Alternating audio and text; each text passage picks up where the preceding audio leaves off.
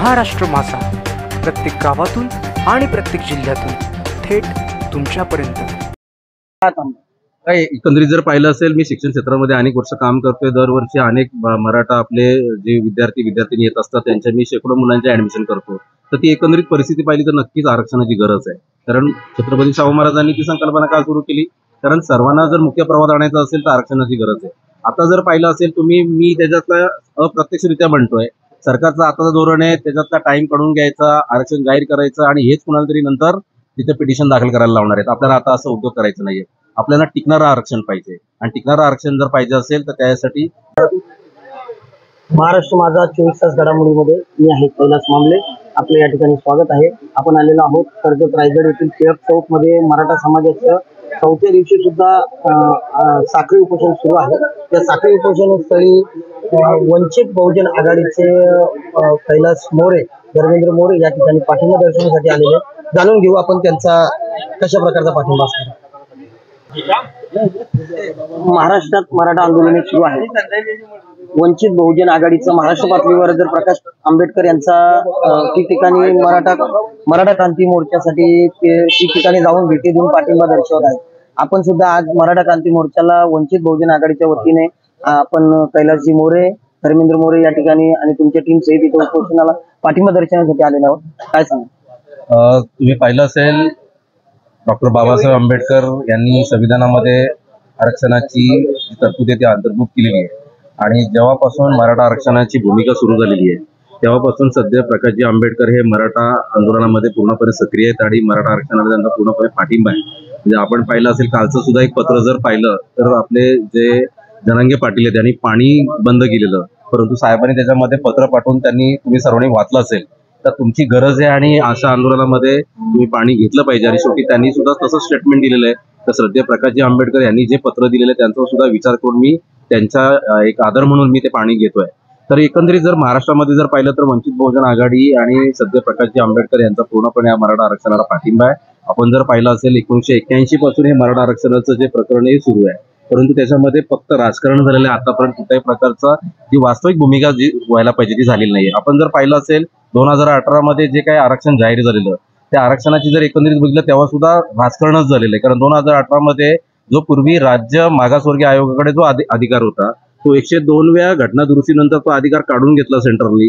कदाचित जर तेव्हा तो अधिकार काढून जर नसता घेतला तर 2018चं दिलेलं जे आरक्षण आहे हे लिगल झालं असतं, परंतु तेव्हाच्या सरकारने ती गोष्ट जाणीवपूर्वक केली आणि फक्त आपल्याला गाजर दाखवण्याचा प्रयत्न केला। तर त्यानंतर हे आंदोलन सुरू आहे आणि आज मनोज जरांगे पाटील यांनी एक नवीन ऊर्जा, नवीन एक दिशा आपल्याला दाखवायचा प्रयत्न केलेला आणि त्याच्यातून नक्कीच काहीतरी मार्ग निघेल असं आम्हाला सुद्धा वाटतंय। कारण आपण पाहिलं असेल, जो गोर गरीब आणि वंचित जो समूह आहे प्रत्येक समूहामधला, त्याला जर मुख्य प्रवाहामध्ये जर आणायचं असेल तर त्याच्यासाठी ही छत्रपती शाहू महाराज यांनी आरक्षणाची तरतूद सुरू केलेली आहे आणि त्याच्यासाठी हा आरक्षण लागू झाला पाहिजे। म्हणून कर्जतला सुद्धा जे काही आपलं आंदोलन सुरू आहे त्याला आमचा पूर्णपणे पाठिंबा आहे आणि आम्ही अधिकृतरित्या त्याचा पाठिंबा जाहीर करण्यासाठी आज इथे आलो। आपलं शिक्षण क्षेत्रातलं सुद्धा गाढा अभ्यासक आहात, वकील आहात, नक्की तुम्हाला काय सांगता येईल की मराठ्यांची जी मागणी होती एवढ्या दिवस आरक्षणाची आणि आता मनोज जरांगे पाटील यांनी कुणबी दाखला मागितलेला शासनाकडे, शासन वेळ काढण्यात धोरण घालवते, पिटिशन दाखल केले किंवा कोर्टात आरक्षणाची मागणी करते, पण तर मनोज जरांगे पाटील यांची मागणीच वेगळी आहे। ते म्हणजे आम्हाला कुणबीचा दाखला द्या, कुणबी दाखला दिला तर हा प्रश्न सुटणार आहे, मग शासन नक्की का थांबणार? काय एकंदरीत जर पाहिलं असेल, मी शिक्षण क्षेत्रामध्ये अनेक वर्ष काम करतोय। दरवर्षी अनेक मराठा आपले जे विद्यार्थी येत असतात त्यांच्या मी शेकडो मुलांचे ऍडमिशन करतो। तर ती एकंदरीत परिस्थिती पाहिली तर नक्कीच आरक्षणाची गरज आहे। कारण छत्रपती शाहू महाराजांनी ती संकल्पना का सुरू केली, कारण सर्वांना जर मुख्य प्रवाहात आणायचं असेल तर आरक्षणाची गरज आहे। आता जर पाहिलं असेल तुम्ही, मी त्याच्यातला अप्रत्यक्षरित्या म्हणतोय, सरकारचं आताचं धोरण आहे त्याच्यातला टाइम काढून घ्यायचा, आरक्षण जाहीर करायचं आणि हेच कुणाला तरी नंतर तिथे पिटिशन दाखल करायला लावणार आहेत। आपल्याला आता असं उद्योग करायचं नाहीये, आपल्याला टिकणारं आरक्षण पाहिजे आणि टिकणारं आरक्षण जर पाहिजे असेल तर त्यासाठी जे आंदोलन सुरू आहे त्याच्यातलं आता नक्कीच सरकारवर दबाव पडलेला आहे। येत्या 1-2 दिवसामध्ये सकारात्मक काहीतरी निर्णय होईल अशी आशा मला सुद्धा वाटते।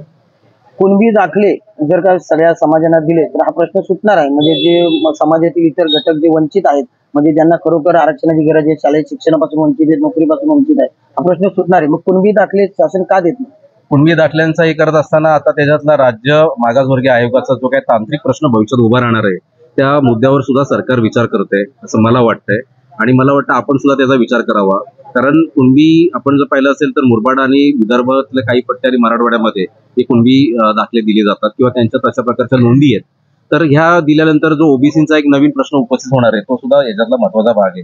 तर त्याच्यासाठी या तांत्रिक स्तरावर विचार करतायत आणि मला असं वाटतं ह्याच्यापेक्षा मी पुढे जाऊन म्हणेल, इंदिरा साहनी खटल्यामध्ये जी काय 50% जी मर्यादा घातलेली आहे ती मर्यादा जर तोडायची असेल तर ह्याच्यापेक्षा सर्वात जर रामबाण जर औषध असेल तर पार्लमेंटमध्ये स्पेशल सेशन बोलवा आणि स्पेशल सेशन बोलून जी इंदिरा साहनी खटल्यामध्ये जी मर्यादा टाकलेली आहे ती मर्यादा जर संपवायची असेल तुम्ही 80-85% सुद्धा आरक्षण वाढवू शकता. कारण 50% जे ओपन कॅटेगरीमध्ये ते 50% ओपन आरक्षण ठेवलेलं आहे. तर ती जी मर्यादा आहे ती जर संपली तर मला वाटतं हा स्वतंत्र एक प्रवर्गामध्ये मराठा आरक्षणाचं आरक्षण दिलं जाऊ शकतो. ती सुद्धा भूमिका खूप महत्वाची आहे. मला वाटतं आणि महाराष्ट्रामध्ये जर एकंदरीत जर पाहिलं तर 90% आपण सत्ताधारी आहोत आणि अशा ह्याच्यामध्ये का भूमिका घेतली जात नाही हा प्रश्न पडतोय. तर मला वाटतं त्याच्यामधला स्पेशल सेशन जर बोलवला आणि पार्लमेंटमध्ये अशा प्रकारची जर अमेंडमेंट केली तर नक्कीच हा प्रश्न कायमचा संपुष्टात येऊ शकतो. कारण आता एक तांत्रिक मुद्दा उपस्थित होणार, कुणबीमध्ये दिलं मग ओबीसीचा प्रश्न तयार होतो.